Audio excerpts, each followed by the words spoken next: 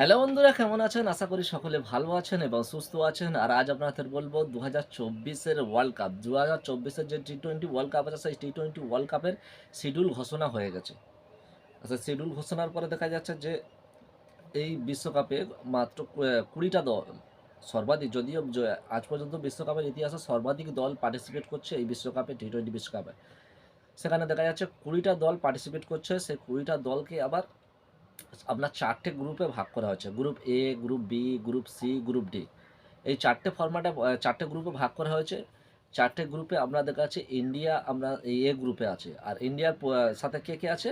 আমরা জানি ইন্ডিয়া যে গ্রুপ থাকবে, পাকিস্তান অবশ্যই সেই গ্রুপ থাকবে। কারণ আইসিসি এটা সিস্টেম হয়ে আসতেছে যে আইসিসি তাদের রেভিনিউ জেনারেট করার জন্য ইন্ডিয়া পাকিস্তানের একটা ম্যাচ অবশ্যই রাখবে। সেটা প্রথম হচ্ছে, যেটা ইন্ডিয়া যে গ্রুপ থাকবে, পাকিস্তান সেই গ্রুপে থাকবে।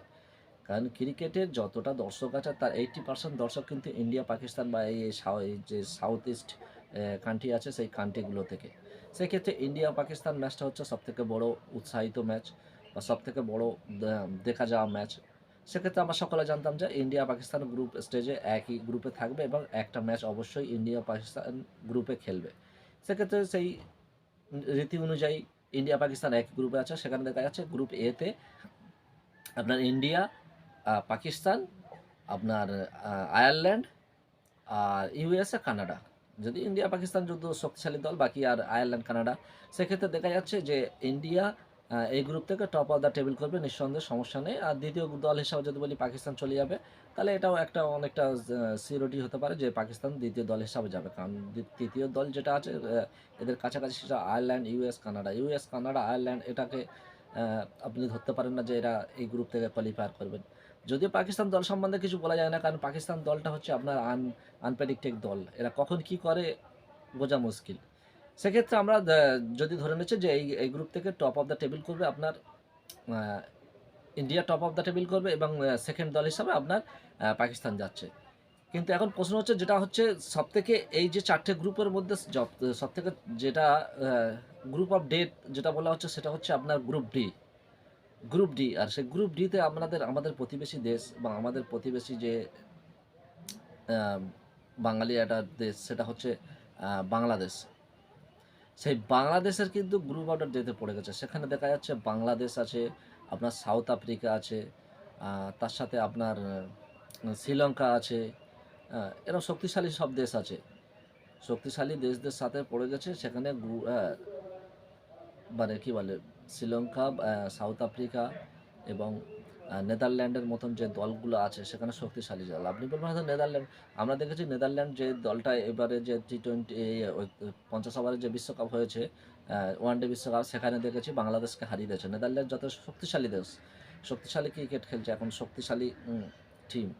সেক্ষেত্রে দেখা যাচ্ছে সাউথ আফ্রিকার মতন টিমকে হারিয়েছে, আপনার বাংলাদেশের মতো টিমকে হারিয়েছে। তাহলে নেদারল্যান্ডকে সেখানে কোনো মতেই করা যাবে না। আর তারপরে আপনাদের কাছে ওই গ্রুপ থেকে ধরুন সাউথ আফ্রিকা ওই গ্রুপ থেকে টপ করবে, এটা আমরা নিশ্চিত ধরতে পারি। গ্রুপ ডি থেকে সাউথ আফ্রিকা টপ করবে। এবার সাউথ আফ্রিকা টপ করলে আপনার শ্রীলঙ্কা আছে। আমরা জানি বাংলাদেশ শ্রীলঙ্কা ম্যাচটা খুবই উত্তেজনাপূর্ণ ম্যাচ হয়, কারণ বাংলাদেশ শ্রীলঙ্কা একটা মানে ইন্ডিয়া পাকিস্তানের মতন ফাইট হতে দেখা যায়। সেক্ষেত্রে আপনি ওই গ্রুপ থেকে আপনার সাউথ আফ্রিকা একে ধরছি, group top of the group D থেকে হবে। হ্যাঁ, সেক্ষেত্রে সাউথ আফ্রিকা। আর দ্বিতীয় দল হিসাবে আমি কাকে ধরবো? দ্বিতীয় দল হিসাবে কিন্তু ৩টে দল আপনার দাবিদার হতে রাখবে। কারণ আপনার বাংলাদেশ তো আছে, তার সাথে আপনার শ্রীলঙ্কা আছে, তার সাথে আপনার নেদারল্যান্ডকেও কম ভাবা যাবে না, কারণ নেদারল্যান্ডও আপনার কিন্তু শক্তিশালী দল। সেক্ষেত্রে এই গ্রুপটা বা বাংলাদেশের যে সেমিফাইনালে যাওয়া বা সুপার এইটে যাওয়ার সমীকরণটা কিন্তু খুবই খুবই টাফ হয়ে গেছে।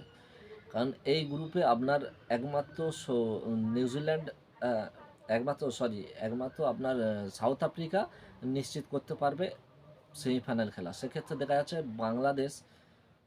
বাংলাদেশ যে ভালো ক্রিকেট খেলছে, অবশ্যই ভালো ক্রিকেট খেলছে, কিন্তু বাংলাদেশের যে বিশ্বকাপের পারফরমেন্স দেখলে এবং আমরা যদিও দেখি যে বাংলাদেশে বিশ্বকাপের পরে নিউজিল্যান্ডে গিয়ে ভালো পারফরমেন্স করছে, তারপরে বলো বাংলাদেশ কিন্তু খুব খুব টাফ আছে।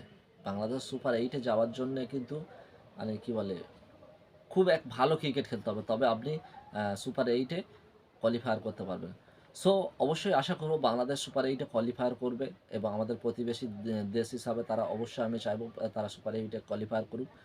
আর আপনার কি মনে হয় বাংলাদেশ সুপার 8 এ কোয়ালিফায়ার করবে? আমরা তো জানি ইন্ডিয়া, আর ইন্ডিয়া সম্বন্ধে আপনার কি মতামত সেটা অবশ্যই জানাবেন। ইন্ডিয়া তো আমরা জানি যে এই গ্রুপ থেকে টপ অফ দ্য টেবিল করবে। আর বাংলাদেশ সম্বন্ধে কি মতামত অবশ্যই কমেন্ট করে জানাবেন। বাংলাদেশ সুপার 8 এ কোয়ালিফায়ার করতে পারবে কি এই গ্রুপ থেকে? সেটা অবশ্যই কমেন্ট করে জানাবেন। আর ভিডিওটা যদি ভালো লাগে অবশ্যই ভিডিওটাকে লাইক করবে এবং চ্যানেলটাকে সাবস্ক্রাইব করবে। আর দেখা হচ্ছে একটা পরবর্তী ভিডিওতে। ততক্ষণের জন্য বাই বাই।